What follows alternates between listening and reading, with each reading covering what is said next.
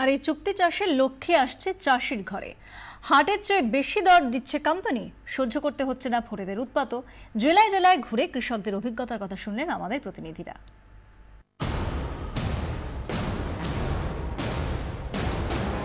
ক্ষেতের উৎপাদিত ফলন এখন আর কৃষকরা হাটে নিয়ে যান না।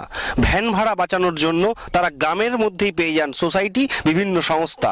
সেখানেই তারা তাদের উৎপাদিত ফলন, ফুলকপি, বাঁধাকপি, গাজর, বিনস, কপি, বেগুন এগুলো দিয়ে দেন। তাতে তাদের লাভ বেশি হয়। হাটে ফসল বিক্রি করতে গেলে খরচ বেশি, দামও ঠিকমতো পাওয়া যায় না। লাভের গুড় খেয়ে যায় ফোরেরা। বেসরকারি সংস্থার হাতে ফসল তুলে দিয়ে বাড়তি লাভের মুখ দেখছেন উত্তর 24 পরগনার বিস্তীর্ণ অঞ্চলের কৃষকরা। সবজিগুলো চাষ করে আমরা ওই কোম্পানিতে দিই। কোম্পানিতে দেওয়ার একটা সুবিধা আছে, আমরা হাটে নিয়ে যেতে গেলে একটা ভ্যান ভাড়া মিনিমাম 250-300 টাকা আছে, হাটের দানপত্র আছে, তারপর নিজস্ব একটা পয়েন্ট খরচ আছে, সেইগুলো আমাদের বেঁচে যাচ্ছে, সেগুলো খরচ করতে হচ্ছে না, এখানে ডাইরেক্ট পাঠিয়ে দিচ্ছি। শপিং মলে, কাঁচা বাজারে আপনি কম বেশি অভ্যস্ত হয়েই গেছেন। চাহিদা যত বাড়ছে তত Reliance Fresh, Metro Cash and ক্যারির মতো সংস্থা চাষির কাছ থেকে সরাসরি ফসল কিনে নিচ্ছে। ভালো দামে বিক্রির নিশ্চয়তা পেয়ে খুশি কৃষকরাও। খাটুনিটা একটু কম হয়, পয়সাটাও ঠিক পাই। গ্রামের মধ্যে এই সুবিধাটা পাই আমরা। হাটে ওই আমাদের যে রেট দিচ্ছে সেই রেট আমাদের পোষাচ্ছে না। এখানে কাছে মাঠ থেকে তুলে দিচ্ছি, আর্থিকভাবে আমাদের সচ্ছল হয় আর কি।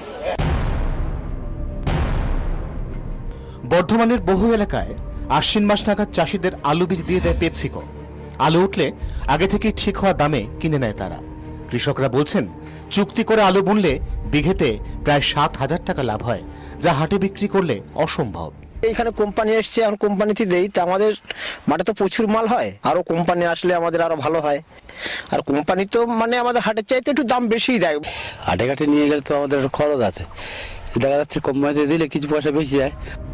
ঘরে লক্ষ্মী আসছে দেখে রাজ্যের বিভিন্ন জেলায় চুক্তি চাষে কৃষকদের আগ্রহ বাড়ছে। তারা চাইছেন ফসল কিনতে গ্রামে আসুক আরো বহুজাতিক কোম্পানি। ক্যামেরায় মনোজ মণ্ডলের সঙ্গে দীপঙ্কর দাস এবং অরূপ লাহার রিপোর্ট, 24 ঘন্টা।